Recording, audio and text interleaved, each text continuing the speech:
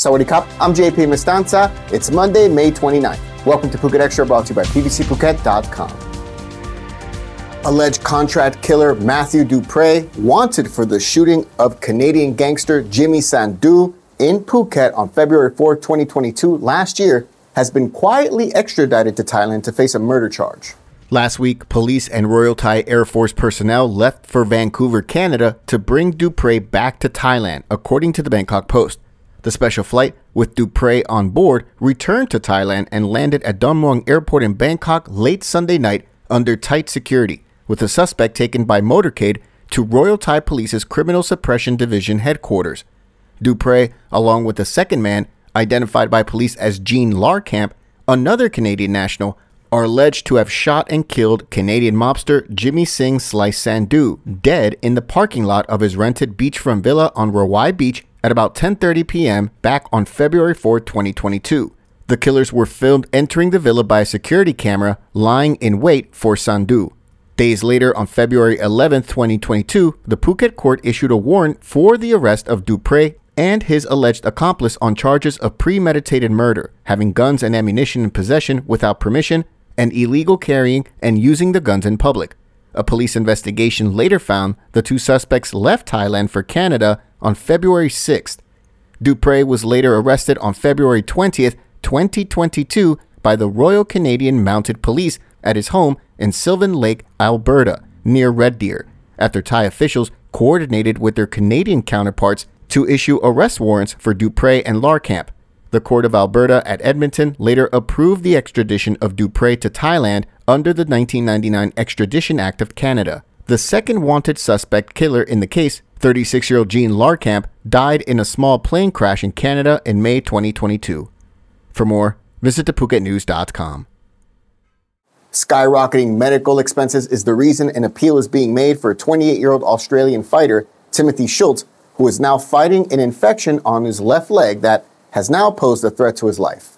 Schultz, a native of Queensland, arrived in Thailand several weeks ago to train at some of the island's gyms. However, this all changed on May 22nd when he was admitted to Talang Hospital with what appeared to be swelling of his left foot. Within hours, doctors revealed that a severe bacterial infection has rapidly spread through his lower left leg. Doctors mentioned that amputation was a possibility. And while Schultz has moved to Dibuk Hospital in order to get care from different medical experts, the infection has only become worse.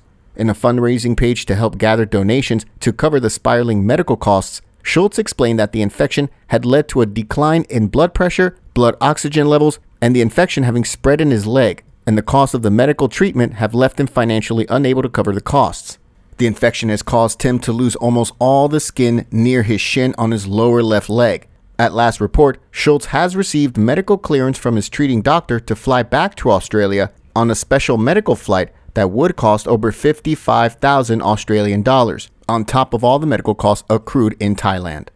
Support has been coming in from the combat sports community on the island and abroad, as well as Schultz's friends and family members. At the time of this broadcast, just under 20,000 Australian dollars has been raised, though the cost continues to rise as Schultz is receiving ongoing treatment at Dibuk Hospital in Chalong. To donate to Schultz's My Cause page, click on the link in the description.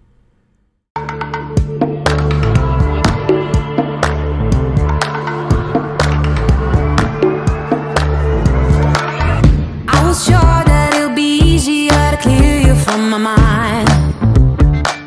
I wish you fall out from the window, take a bad trip to the ground. Ooh. Ain't been the pleasure, see your pressure just before you break a bone. A foreign motorcyclist has been charged for engaging in stunt riding on Sayuan Road in Phuket, an act that has sparked widespread criticism from both Thais and foreign communities, leaving Phuket thousands of netizens enraged.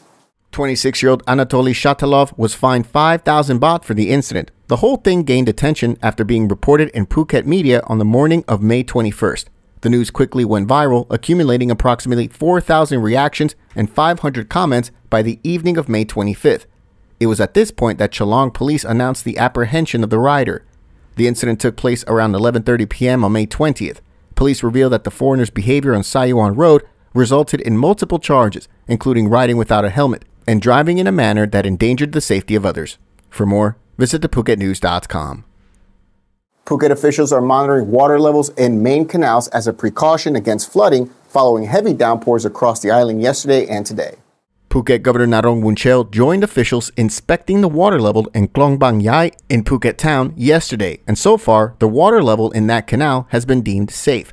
Emergency response officials are to be on standby, and all relevant equipment is to be ready for immediate deployment. Reports have confirmed flooding in isolated areas across the island since yesterday, including in Nai Harn last night. So far, there have been no reports of the Darasamut underpass flooding, as it did during the previous period of heavy downpours earlier this month, following a temporary pump provided by the Phuket Provincial Administration Organization being installed there. The director of the Southern Meteorological Center extended the heavy rain and strong wind warning with an advisory issued earlier this morning. Of note, the advisory was issued in Thai and English. The heavy rain and strong wind warning is now in effect through to this Saturday, June 3rd. They warned of heavy to very heavy rain throughout Ranong, Phang Nga, Phuket, Krabi, Trang, and Satun provinces, and wind waves in the Andaman Sea are forecast to reach up to 2 to 3 meters high and over 3 meters in thunder shower areas. Stay up to date with the latest weather reports on thephuket.news.com. Thanks for joining us on this Monday edition of Phuket Extra, brought to you by pvcphuket.com. Join us again tomorrow. Until then, stay classy, Phuket. Phuket's rapid modernization has made it one of the world's premier holiday destinations. Investors can still buy quality condominiums for as low as $75,000, and luxury properties can go all the way up to $20 million. Condominiums in Phuket are a safe, secure bricks-and-mortar investment offering foreigners freehold ownership. Call or email Thai Residential, Phuket's #1 trusted real estate advisor, to find your perfect Phuket property.